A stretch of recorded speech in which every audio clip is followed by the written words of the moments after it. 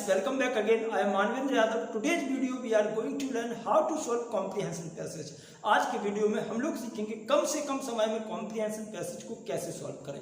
अब कुछ बच्चे कहते हैं कि सर मैं हिंदी मीडियम से हूँ, मुझे दिक्कत तो नहीं होगी। भाई अगर तुम्हें दिक्कत होगी तो आप अपना कोरोना टेस्ट करा सकते हैं, वेंटिलेटर पर जा सकते हैं, आईसीयू में भर्ती हो सकते हैं। भाई अब जब भी हम बात करते हैं कठिन चीजों की, आप कहते हैं सर दिक्कत तो नहीं, अगर आप तैयारी कर रहे हो तो फिर दिक्कत किस बात की। अच्छा अब हम एक बात और समझाना चाहेंगे आपको।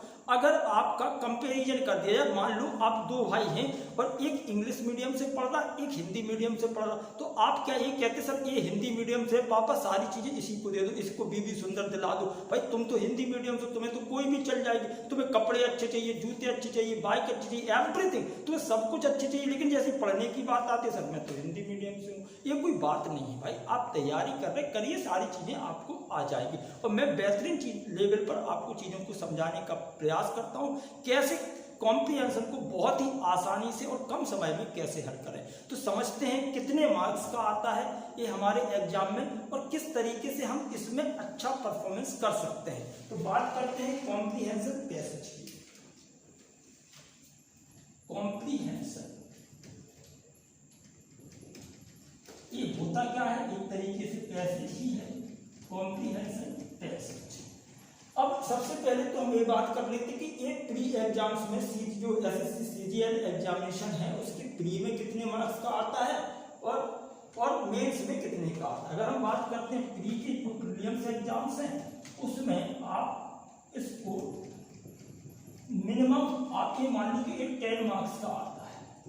अब अगर हम मेंस एग्जाम्स की बात करते हैं तो मेंस एग्जाम्स में ये 30 मार्क्स का आपका आएगा कॉम्प्रिहेंशन। ठीक है, तो एक बातचीत क्लियर होगी। अब कॉम्प्रिहेंशन टेस्ट को कैसे बेस्ट लेवल पर, अच्छे से अच्छे लेवल पर प्रिपेयर करें, ये बात हमारे सामने आती है। अब कुछ लोग कहेंगे नहीं सर कॉम्प्रिहेंशन के लिए तो वोकैबुलरी बहुत जरूरी, वोकैबुलरी बहुत कंपलसरी, वो आनी चाहिए पहले।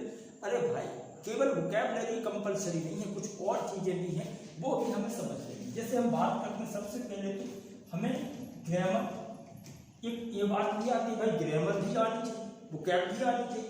तो अब सेकंड नंबर पर वोकैबुलरी की बात हो जाती है। एक अब इससे फायदा कहाँ कहाँ मिलेगा, आपको क्लोज टेस्ट में फायदा होगा भाई। अब क्लोज टेस्ट का क्या है ये चीज हम समझेंगे। नेक्स्ट लेवल पर बात करेंगे पैरा जंपर, तो आपको इन चीजों में आपको प्रॉफिट होने वाला है। अब ग्रामर जब भी हम कॉम्प्रिहेंशन की तैयारी करते हैं तो इस बात को समझा जाता है कि आपका ग्रामर लगभग बेसिक लेवल क्लियर होगा।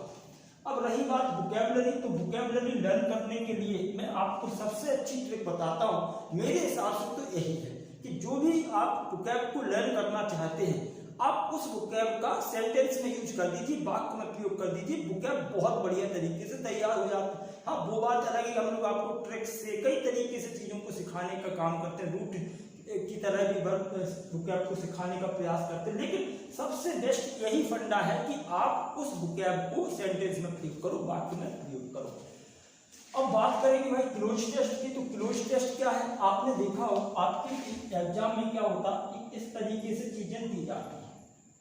अब ये कुछ दे दिया गया है, अब यहां पर ये इस तरीके से कुछ दिया है और ऐसा कुछ बनाया,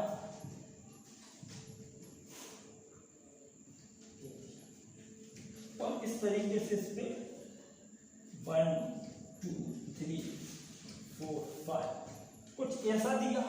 अरे भाई समझने का अगर आप प्रयास करते हैं तो ये भी एक तरीके से क्या है, पूरा का पूरा कॉम्प्रिहेंशन ही तो है, एक कॉम्प्रिहेंशन पैसेज ही तो है। तो यहाँ यानी कि कॉम्प्रिहेंशन पैसेज सीखने का मतलब हमारा क्लोज टेस्ट भी तैयार होगा, हमारा वोकैबुलरी भी कंप्लीट क्लियर हो रहा है और ग्रामर तो आपने पहले से तैयार कर ली है। अब लास्ट एक और पॉइंट हमारे सामने आएगा, पैरा जंपर। तो पैरा जंपर क्या है, आपने दूसरे लेवल पर देखा PQRS करके कुछ क्वेश्चन हमसे पूछ लिए जाते हैं, PQRS करके, जिसमें क्या होता भाई चीजों को जंबल करके दिया जाता, जंबल करके। अब जंबल का मतलब क्या होगा, तो जंबल का मतलब क्या है, डिसऑर्डर। चीजें कैसी होती है, डिसऑर्डर होती हैं या अनऑर्डर। यानी कि अव्यवस्थित क्रम में होती है, जिसको आपको उनको क्रमबद्ध तरीके से चीजों को सेट करना होता है। भाई अब ये बताओ, इतनी बातचीत तुम्हें सेट हुई कि नहीं हुई? और फिर बेहतरीन लेवल पर हम लोग बातचीत करना शुरू करेंगे। भाई इतनी बातचीत क्लियर होगी क्या? जल्दी से बता दें इतनी क्लियर है, फिर आगे बढ़ते हैं हम लोग। तो ये चीजें हम लोगों ने समझी। अब एक बात और कर लेते हैं, एक आती कौन कौन से एग्जाम्स में है, किस किस एग्जाम्स में आपको इनसे हेल्प मिलेगी। तो आपके एसएससी के जितने भी एग्जाम्स हैं, एसएससी के जितने भी एग्जाम्स हैं, चाहे वो CHSL हो, CPO हो, स्टेनो, CGL, ये सारे एग्जाम्स में आपको इससे बहुत प्रॉफिट होने वाला है। दूसरी बात करते हैं डिफेंस के एग्जामिनेशन। डिफेंस में आपका NDA हो गया, CDS हो गया, आप चाहो तो इसमें एक एग्जामिनेशन को और जोड़ सकते हो, एयरफोर्स को जोड़ दीजिए इन सब एग्जाम्स के लिए। और नेक्स्ट आपका बैंकिंग लेवल पर। अब एक बातचीत और हमारे सामने आएगी, तो उसको भी जरा समझ लेते हैं। यानी कि प्री एग्जाम्स में ये क्या है भाई, जो हमारा प्री एग्जाम्स है उसमें एक 50 मार्क्स का रहा, और जो मेंस एग्जाम्स में CGL का बता रहा हूँ 200 मार्क्स का हो गया।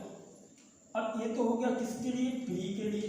ये हो गया मेंस के लिए। एक और एग्जामिनेशन आता है जिसमें आप UPSC वगैरह की तैयारी कर रहे होते हैं, तो उसमें डिस्क्रिप्टिव में आएगा, यानी कि 100 मार्क्स का। अगर आप इन चीजों को देखें तो अच्छे का भूत उतर जाएगा। भाई इंग्लिश कितना बड़ा रोल प्ले कर रहा है, पूरा अगर देखें तो 350 मार्क्स का तैयार हो रहा है। तो आप बढ़िया लेवल पे तैयार करें। और प्री एग्जाम्स में मिनिमम आपका इतना 10 नंबर का तो पक्का आना है। और फिर मेंस में हमने यहाँ 30 मार्क्स का दिया, टोटल जो मार्क्स है वो 200 का रहेगा पेपर आपका। तो इस तरीके से पूछा जाता है। अब बात ये आती है कि इनको हम कम से कम समय में सॉल्व कैसे करें। मुद्दे की बात पर आते हैं कि कॉम्प्रिहेंसिव पैसेज में कौन सी चीजों पर ध्यान देना जरूरी है। सबसे पहले तो हम ये देखें types of question. Types of question यानी कि क्वेश्चन किस तरीके का है, सबसे पहले आप इस पॉइंट पर ध्यान देंगे। अब जब आपने ये चीज समझ ली तो मोस्ट इंपोर्टेंट पॉइंट आपको मैं यहाँ बताता हूँ, थीमेटिक। अब यहाँ पर आपके सामने एक बात आएगी, थीमेटिक क्या भाई? थीमेटिक क्वेश्चन यानी कि हमें ये पहचानना है भाई क्या होता है। पहले तो ये बताओ भाई थीमेटिक का मतलब क्या होगा। थीमेटिक का मतलब क्या होगा, हमें ये समझ में आना चाहिए कि भाई इस क्वेश्चन की थीम क्या है। इसका हमें थीम समझना होता है। थीम की अगर बात करें तो थीम का मतलब होता है सेंट्रल आइडिया। हम पहले तो ये समझ लें कि भाई इसका जो सेंट्रल आइडिया है कि किस पर बेस्ड, किसके बारे में बातचीत हो रही है। अगर अब ये पॉइंट समझने के बाद दूसरा पॉइंट आपको देखना होगा, एक बात आती है हमारे सामने फैक्चुअल।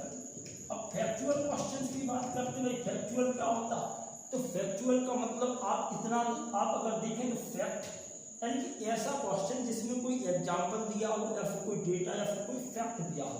यानी कि जब भी हमारे सामने कोई एग्जाम्पल से बातचीत होती है या फिर डेटा, बेटा ये मैंने डेटा लिखा, समझ रहे ना बेटा, ये बेटा डाटा नहीं डेटा, या फिर कोई फैक्ट दिया, तो इस तरीके के क्वेश्चंस को हम बोलते हैं फैक्चुअल क्वेश्चन। हमने समझा कि सबसे पहले कॉम्प्रिहेंशन सॉल्व करने पर हमें ध्यान देना है किस चीज पर, कि टाइप्स ऑफ क्वेश्चन किस टाइप का, असर्टिव है, नेगेटिव है, क्या है। दूसरे नंबर पर हम इस चीज पर ध्यान देंगे, इसके अंतर्गत कौन सी चीज आएगी, थीमेटिक क्वेश्चंस, यानी कि क्वेश्चन की थीम क्या है, पैसेज की थीम क्या है, मतलब सेंट्रल आइडिया क्या है। और दूसरे नंबर पर हमने बात की फैक्चुअल क्वेश्चंस, यानी कि फैक्चुअल क्वेश्चंस क्या होते हैं, किस तरीके के होते हैं, तो उनमें सबसे आपको देखना होता है क्या एग्जाम्पल है, उसमें क्या डेटा या फिर फैक्ट दिया। अब तीसरे नंबर पर एक और बहुत ही बेहतरीन बात करेंगे, अब अंडरस्टैंडिंग। किसकी अंडरस्टैंडिंग करनी है, तो अब हमें ये देखना होगा भाई अंडरस्टैंडिंग किसकी करेंगे आप, तो अंडरस्टैंडिंग हम करेंगे एप्लीकेशन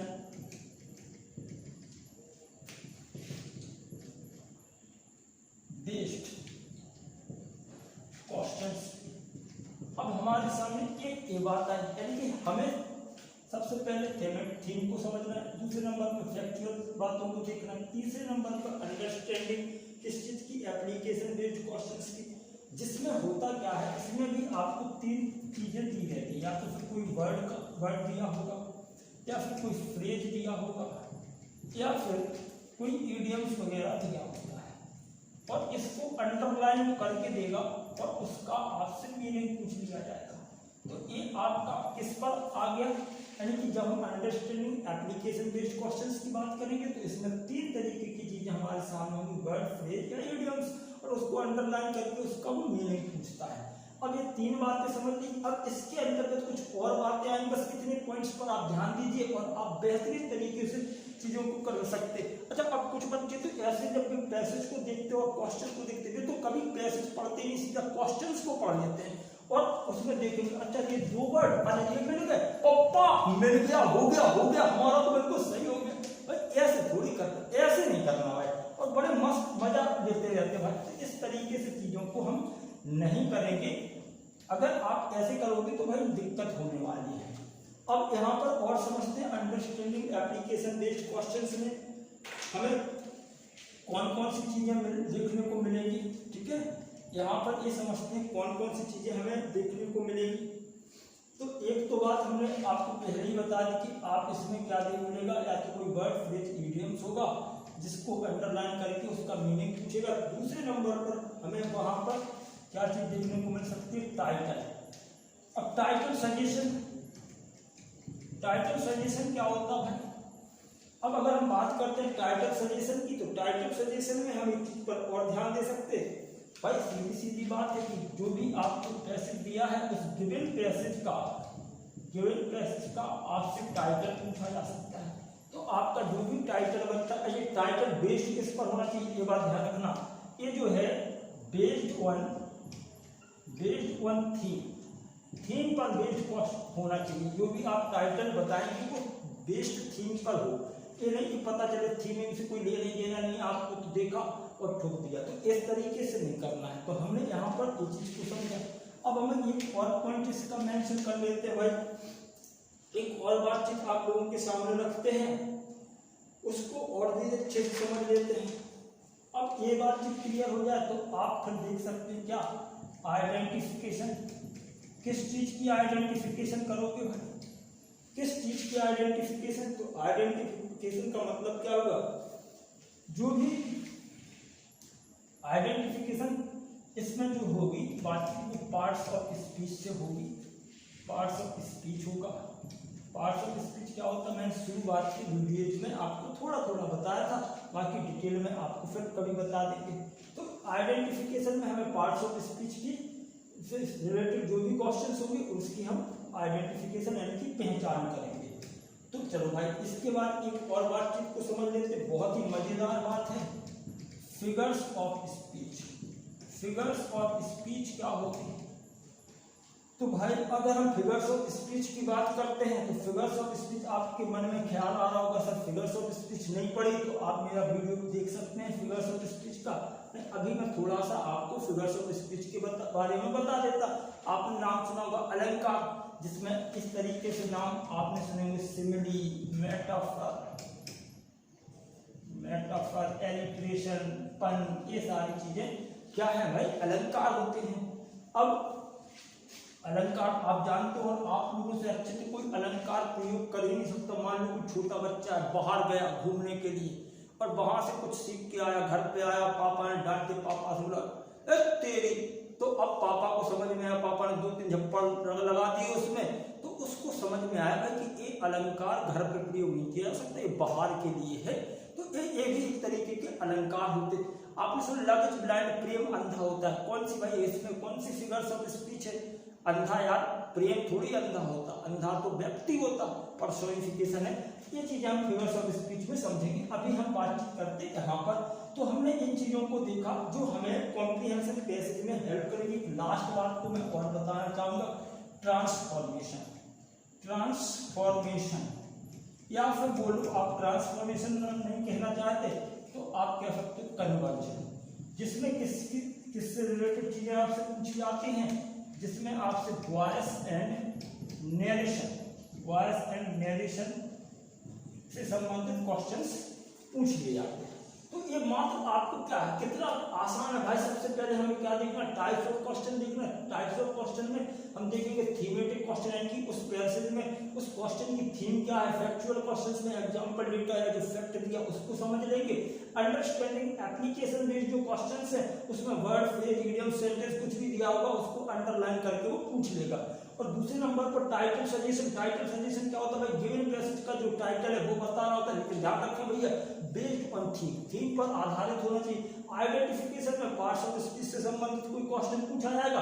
फिगर्स ऑफ स्पीच की बात करें तो उसमें फिगर्स ऑफ स्पीच कोई अंडरलाइन करके कैसे भी पूछ लेगा भाई, इस सेंटेंस में, गिवन सेंटेंस में कौन सी फिगर्स ऑफ स्पीच नाम दिया होगा, तो आप फिगर्स ऑफ स्पीच का मेरा वीडियो देख सकते हैं। ट्रांसफॉर्मेशन कन्वर्जन में क्या होगा भाई, वॉइस और नरेशन से रिलेटेड क्वेश्चन पूछा जाएगा। एक पॉइंट और भी बहुत गजब का है, कहो तो भाई बताते, बताना ही पड़ेगा क्योंकि उसके बगैर काम नहीं चलेगा। तो आपको एक और ये बातचीत है बड़ी प्यारी सी, मूड ऑफ द स्पीकर। ये आपको देखना है कि भैया स्पीकर का मूड कैसा है, ठीक है। मूड ऑफ द स्पीकर कहें या फिर नैरेटर कहें या फिर कहा जाए भाई राइटर।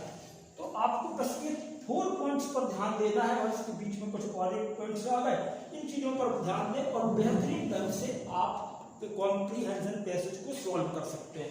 भाई यहाँ तक किसी को कोई घबराहट, चिंता, आंखें लाल पीली होना, कोई ऐसी समस्या हो तो मुझे बताओ, फिर हम आगे बढ़ते हैं। भाई अगर आपने देखो एक चीज का विशेष ध्यान रखें, जब भी आप किसी भी चीज को सॉल्व करते हैं तो आपको सबसे पहले क्या करना होता है, उसकी स्ट्रेटजी बनाओ, प्लान बनाओ। एक अगर आपने अच्छे से स्ट्रेटजी, अच्छे से प्लानिंग कर ली तो आप आधी जंग तो बगैर लड़े ही जीत गए। तो आप अगर अच्छे से प्लानिंग नहीं करोगे तो खुद ही निपट जाओगे। इसलिए प्लानिंग जबरदस्त करो, उसकी एक स्ट्रेटजी हो और उसके आधार पर ही चीजों को सॉल्व करोगे तो चीजें मजा भी आएगा और अच्छे से आप सॉल्व भी कर पाएंगे। हाँ जी, तो अभी हमने बात समझी प्लानिंग की। अब प्लानिंग से मुझे एक बात और याद आ रही, कुछ बच्चे मैंने देखा अक्सर एक ही बात बोलते, सब अपने फ्रेंड्स को बताएंगे बस यार 2 मिनट टाइम और मिल जाता, मात्र 2 मिनट, बस 2 मिनट दे दे यार, 2 मिनट, अगर 2 मिनट टाइम मिल जाता तो हम पूरा कर देते। उनका आज तक पैसेज पूरा सॉल्व नहीं हो पाता, वे पढ़ ही नहीं पाते, उन्हें टाइम ही हमेशा कम पड़ जाता। वजह क्या है भाई, पढ़ते ही चीजों को सॉल्व भी अलग तरीके से करते, उनका वही तरीके ये है। अच्छा ये मिल गया, ये मिल गया, ओहो बोले ये मिल गया भाई। 3 क्वेश्चन से ज्यादा वो कभी सॉल्व नहीं कर पाते, 2 क्वेश्चन उसके हमेशा रह जाते। तो भाई ऐसे काम नहीं करें, पहले आप बढ़िया तरीके से क्या करें, कैसे कॉम्प्रिहेंशन पैसेज पर कमांड बनाएं और जिससे आपको कितनी चीजों पर फायदा हो रहा है। एक तो कॉम्प्रिहेंशन पर आपको फायदा होने वाला, दूसरा क्लोज टेस्ट आपका सुधर रहा, तीसरा आपका पैरा नंबर सुधर रहा। आप समझ रहे हैं कि मेंस एग्जाम्स के लिए आप बिल्कुल धुआं भर दोगे चीजों में, लेकिन आपको इन चीजों पर करना हो। Cloze test, comprehension, para number, vocab भी इंप्रूव हो रहा, आपका ग्रामर भी और सारी चीजें इंप्रूव हो रही। तो इसीलिए कॉम्प्रिहेंशन को सबसे बेस्ट और इम्पोर्टेंट टॉपिक माना जाता है आपके एग्जाम्स के अकॉर्डिंग। तो अब ये समझते हैं कि भाई कैसे सॉल्व करें, how to solve comprehension passage, comprehension passage. अब बस मुद्दे की बात पर आ जाओ और ध्यान दें चीजों पर। How to solve comprehension passage, comprehension passage को कैसे सॉल्व करें। तो इसमें आप सबसे पहले तो इस पॉइंट पर ध्यान दें, आप 1 गो रीडिंग करें भाई। 1 गो रीडिंग मतलब क्या होगा, 1 गो रीडिंग का मतलब क्या होगा भाई, 1 गो रीडिंग का मतलब है एक बार पढ़ें और अंतिम बार पढ़ें, एक बार अंतिम बार, एक बार अंतिम बार, ऐसे और शुरू से लेके एंड तक का पढ़ें, शुरू से लास्ट तक का पढ़िए और एक बार पढ़ें, अंतिम बार पढ़ें, बस और काम हो जाना चाहिए। 1 गो रीडिंग सबसे पहले जब भी आप कॉम्प्रिहेंशन टेस्ट को सॉल्व करें, आपको एक बात का ध्यान रखना, 1 गो रीडिंग यानी कि शुरू से लेकर लास्ट तक पढ़ेंगे और एक बार अंतिम बार पढ़ेंगे, ये नहीं कि बार बार पैसेज को ही पढ़ रहे। दूसरी अगर हम बात करते हैं, अब दूसरे नंबर पर बात करते हैं तो आप इस पॉइंट पर ध्यान दें, mind the unfamiliar, mind the unfamiliar words. आपको अनफेमिलियर वर्ड्स पर माइंड करना है, मतलब ध्यान देना। अब आप अनफेमिलियर क्या होता है, अरे भाई अनफेमिलियर नहीं जानते तो फैमिली तो जानते हो। फैमिली का मतलब क्या है? ऐसे लोग जिनको आप अच्छे से पहचानते हैं, यानी कि फैमिलियर का मतलब जिनको आप जानते हैं, पहचानते हैं। अनलग गया तो आप सब भी समझदार हैं भाई, अनलग गया तो क्या हो जाएगा? अनफेमिलियर वर्ड्स में आपको हो सकता है दो तरीके से चीजों को देखना है। एक तो वो वर्ड्स जिनको आपने पहले कभी पढ़ा है, ठीक है, ऐसे वर्ड्स जिनको पढ़ा है लेकिन सेंटेंस में कभी भी प्रयोग नहीं किया, सेंटेंस में कभी भी आपने यूज नहीं किया, ऐसे वर्ड्स, ठीक है, कभी यूज नहीं किया। एक बात तो क्या है कि भाई अनफेमिलियर का मतलब यहाँ पर क्या है कि हमें इसके अकॉर्डिंग बता दो भाई, ठीक है। तो अगर अनफेमिलियर का मतलब आपने वर्ड्स तो पढ़ा है लेकिन उसको सेंटेंस में कभी यूज नहीं किया, उसको हम अनफेमिलियर कह सकते हैं। या दूसरे नंबर पर ये भी कहा, ये दूसरे नंबर पर हम ये कह सकते हैं कि आपने वर्ड तो पढ़ा है लेकिन उसका मीनिंग जो है, मीनिंग पता नहीं है, ठीक है भाई, मीनिंग पता नहीं। तो यानी ये इसका मतलब हो गया अनफेमिलियर वर्ड्स। हमने क्या दो बातें अभी सीखी, एक तो हम वन गो रीडिंग करेंगे, शुरू से एंड तक पढ़ेंगे और एक बार अंतिम बार पढ़ेंगे। दूसरे नंबर पर हमने बातचीत की mind the unfamiliar words. Unfamiliar words पर हम माइंड करेंगे जबकि कैसे रीड करो तो ऐसे वर्ड जिनको आप जानते हैं, उनका मीनिंग जानते हैं या नहीं जानते हैं, कभी देखा है, उनको कभी सेंटेंस में प्रयोग नहीं किया, मतलब कोई भी चीज ऐसी जो आपको लगे कि ये चीज इंपोर्टेंट हो सकती है उसको आप हाईलाइट कर दें, अंडरलाइन कर दें। थर्ड नंबर पर हम एक और पॉइंट लेते हैं जिसको आपको जरूर ध्यान देना चाहिए, mind the information, mind the option which contain the main information. आपको क्या करना है भाई, उस ऑप्शन को माइंड करना है जिसमें मुख्य इंफॉर्मेशन क्या है, कंटेन है। और चौथा पॉइंट रिमेंबर, किस चीज का रिमेंबर करेंगे भाई, अभी तक अपनी चीजों को रिमेंबर ही तो कर रहे हैं। हाँ, अब आपको remember the previous and next questions. अब इन चीजों पर भी ध्यान देंगे, जो भी पहले के क्वेश्चंस हैं, आगे के क्वेश्चंस हैं, जिनको आपने पढ़ लिया उनको आप रिमेंबर रखेंगे, यानी कि उनको आप याद रखेंगे और चीजों को समझते जाएंगे। तो आपने इन चीजों पर ध्यान दे दिया। कितनी चीजें हो गई, मतलब इसको और डीपली समझना चाहें तो इसमें क्या होता है भाई, remember the previous and next questions. आप देखो किस तरीके से पैसेज में क्वेश्चन पूछ सकता है। मान लो कोई उसमें फर्स्ट क्वेश्चन है, जो फर्स्ट क्वेश्चन है वो पैसेज के लास्ट से दे दिया, ठीक है, कहां से दे दिया, लास्ट से दे दिया। हो सकता है सेकंड क्वेश्चन का जो आंसर है वो आपको पैसेज की शुरुआत में ही मिल जाए, स्टार्टिंग में मिल गया। अब तीसरा क्वेश्चन है, वो हो सकता कहीं बीच में, मिडिल ऑफ द पैसेज है, तो इसके बीच में कहीं दे दिया जाए। तो इस चीज को हम थोड़ा सा माइंड करते हुए चलेंगे।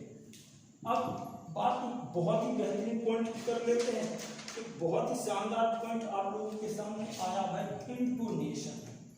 अब इंटोनेशन देख करके ही मुझे बेचैनी होने लगी होगी, सर इंटोनेशन कौन सा वर्ड आपने लिख दिया, आप अभी तक पढ़ा नहीं, कोई दिक्कत नहीं भाई। इंटोनेशन मतलब इन हटा दो तो फिर बचा क्या, टोन। और टोन का हमें बहुत ध्यान रखना होता है भाई, टोन के बगैर चीजें चलती नहीं है। अब देखो जरा इस टोन को समझने के लिए मैं आपके सामने दो चित्र बनाता हूँ, जरा उनको समझ लो, आपको टोन अपने आप समझ में आ जाएगी, ठीक है। और उससे पहले देखो, जैसे मान लो आपने एक डायलॉग में बोलता हूँ, जरा उसको समझना और टोन को मेरी समझने का प्रयास करना।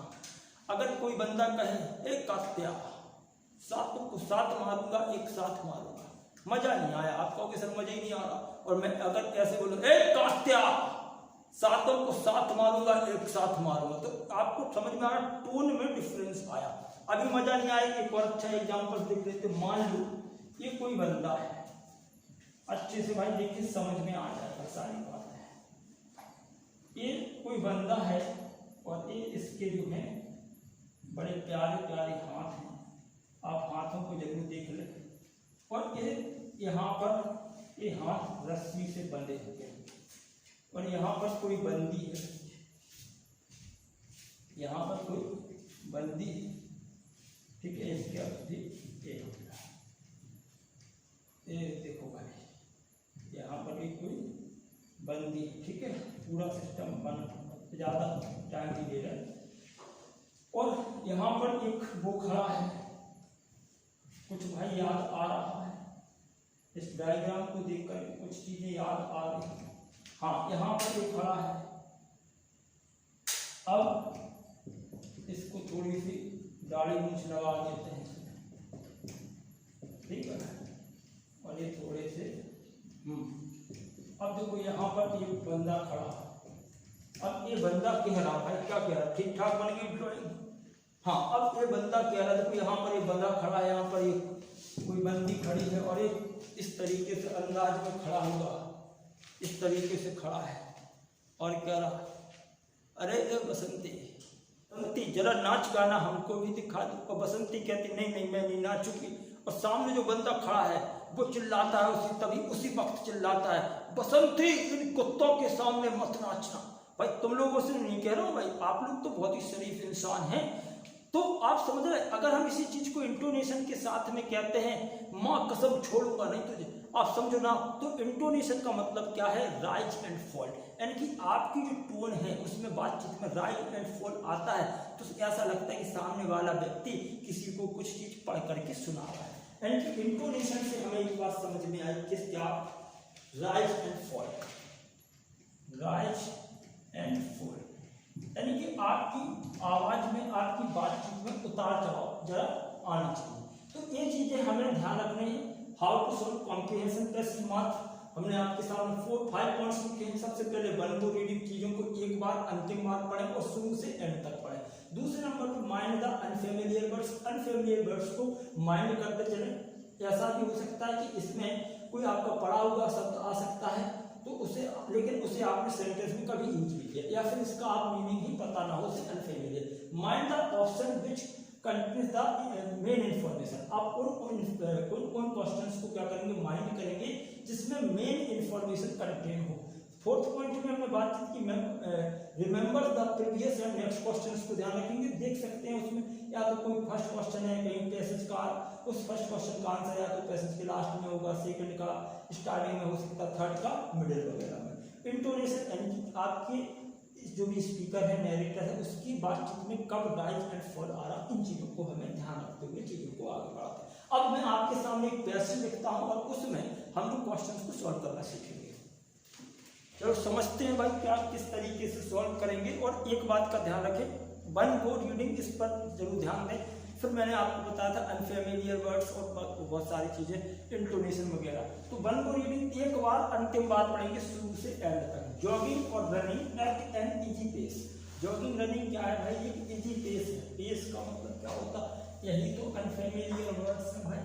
ये क्या है, अनफेमिलियर वर्ड्स। इसको मैंने यहाँ पर सर्कल बना दिया, गोला बना दिया। जॉगिंग और running at an easy pace, एक बहुत ही इजी पेस है। इज रियली पॉपुलर नाउ, और जो कि क्या है, बहुत ही पॉपुलर है, फेमस हो गया। इट्स फन फ्री, इससे क्या होता है, fun free and quick way to get fit, यानी कि फिट रखने का एक बहुत ही फन वाला तरीका है। और क्या है, फ्री भी है and quick way to get fit, मतलब अच्छे से फिट रखना है अपने आप को, तो आपको जॉगिंग और रनिंग करना। इससे अच्छा और सस्ता कोई व्यायाम नहीं है, कुछ करना नहीं है। लोग चले जाते सुबह सुबह ऐसे उचकते रहते, आप भी उचक सकते, बढ़िया तरीके से फिट रह सकते। और दूसरी बात, इसमें कोई ज्यादा मेहनत नहीं है।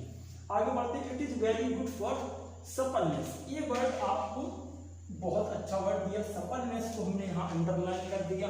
तो इन वर्ड्स को आपको ध्यान देते हुए चीजों को पढ़ना है। और अपर बॉडी स्ट्रेंथ, तो यहाँ तक कोई दिक्कत नहीं है, स्ट्रेंथ आप समझते हैं।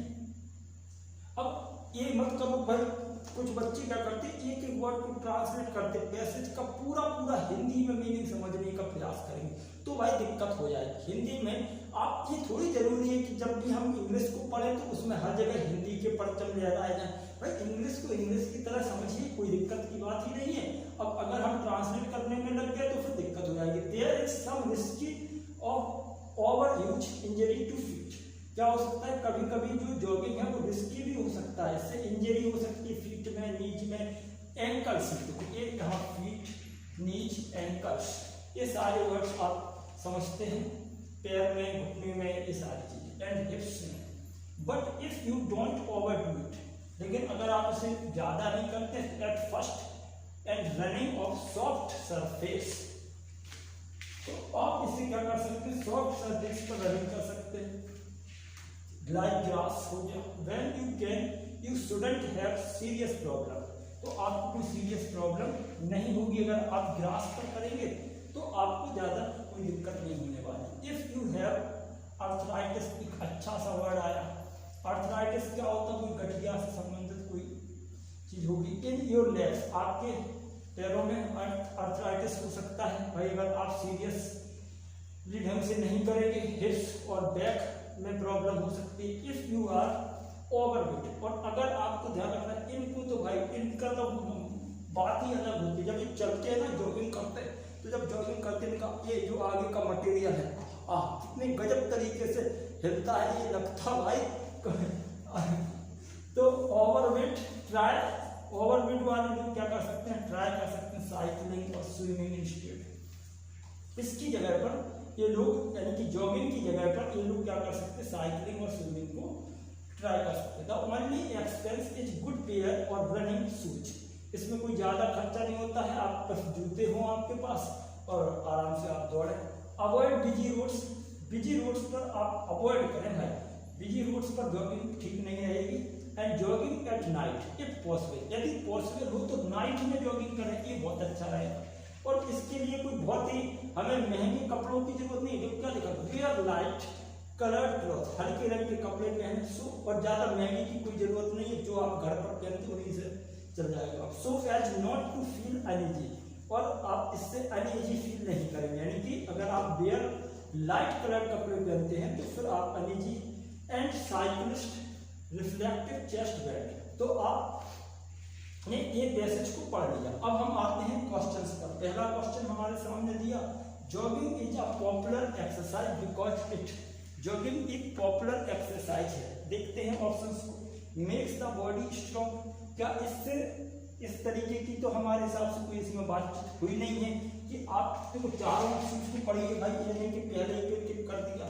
तो jogging is a popular exercise because it makes the body strong, इस तरीके की कोई बातचीत हमारे सामने नहीं हुई, तो एक तो होगा नहीं। दूसरा, is an easy way to keep oneself fit, इस पर हो सकता है कि ये आंसर, चलो लेकिन आगे देखो। इज इनिमेंटली इंजॉयबल, ये जो बहुत अधिक इंजॉयबल है, ये भी कोई बात नहीं। मेक्स द बॉडी, तो इसको भी हटाओ। मेक्स द बॉडी सफल, ये बॉडी को सफल बनाती है। इससे सबसे बेस्ट आंसर हमें ये मिल गया, सॉरी, सबसे बेस्ट आंसर आपका ये वाला ऑप्शन बी होगा। ऑप्शन बी क्या है भाई, it is an easy way to keep oneself fit, भाई जॉगिंग से आपको क्या होगा, फिट रखने के लिए, तो आपका फर्स्ट क्वेश्चन का आंसर ये हो गया।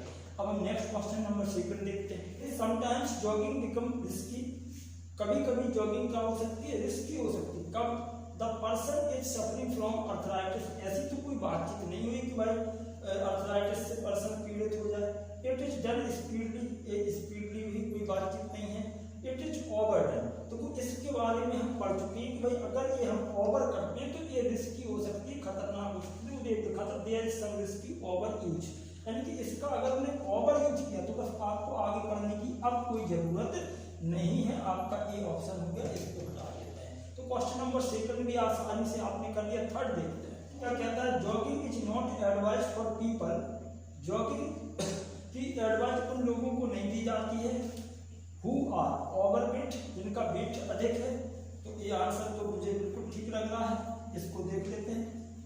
आर वेरी बिजी, बिजी से कोई लेना देना नहीं है, तो ये होगा नहीं। है बैड लेग्स, ये भी कोई मतलब नहीं। आर नॉट वेरी स्ट्रॉन्ग, इससे कोई लेना देना नहीं है। तो इतना बढ़िया तरीके से आपने आराम से कर दिया। आर ओवरवेट, इन लोगों को जॉगिंग की एडवाइस नहीं दी जाती है। चौथा क्वेश्चन भाई क्या कहता है, everybody can afford to jog as it, कोई भी व्यक्ति जॉग को अफोर्ड कर सकता है, कोई भी व्यक्ति जॉगिंग कर सकता है। तो क्या है ये option A, does not require expensive outfit, यानी कि सबसे पहली बात तो है कि इसमें एक्सपेंसिव चीजों की कोई जरूरत नहीं है। आपके पास जो भी लोअर टी शर्ट जो भी है आप पहनो और दौड़ो। इसमें ये नहीं कि आप महंगे कपड़े खरीदें, तो ये कोई भी व्यक्ति अफोर्ड कर सकता है। अच्छा, दूसरी बात है रिक्वायर लेस स्पेस, इससे कोई लेना देना नहीं। डज नॉट नीड स्ट्रेंथ, इसका कोई पैसेज में जिक्र नहीं हुआ। रिक्वायर लेस एफर्ट, इन सब चीजों का जिक्र ही नहीं हुआ, तो हमारा यहाँ ऑप्शन ए करेक्ट हो जाएगा। ये क्वेश्चन और देखते हैं, लास्ट क्वेश्चन है इस पैसेज का 5। हाँ जी, तो क्वेश्चन नंबर 5 समझते हैं। While jogging one should wear light coloured clothes. Jogging के दौरान व्यक्ति को लाइट कलर्ड कपड़े पहनने चाहिए। As a protection from the sun, option A, यानी कि ये सन से प्रोटेक्ट करता। तो ऐसा तो कोई पैराग्राफ में जिक्र नहीं होगा, इसको उड़ा दिया भाई। टू फील लाइट, ऐसा लाइट फील करते, ऐसा भी जिक्र नहीं है। टू फील ईजी, अगर हम इसकी बात करें तो ये आंसर हो सकता है। To feel comfortable, comfortable feel करते हैं। तो अब यहाँ पर आपके दिमाग में ख्याल आएगा भाई बिल्कुल लाइट कलर पहनने से हमें कंफर्टेबल फील आएगा, तो आप इसको टिक कर सकते। तो यहाँ पर थोड़ी सी दिक्कत है भाई। यहाँ पर ये देखो कि पैराग्राफ में कंफर्टेबल का जिक्र होगा। पहली लाइन ही लिखिए जॉगिंग और running at an easy pace, तो फिर काय के लिए कहाँ जाते हो? इससे आसान आपको क्वेश्चन नहीं मिलेगा। इस क्वेश्चन को भी पता नहीं होगा कि हम इसको उड़ा देंगे। उड़ा दिया भाई। तो guys thank you so much, मिलते हैं नेक्स्ट वीडियो में, और तब तक के लिए मस्त रहें, व्यस्त रहें।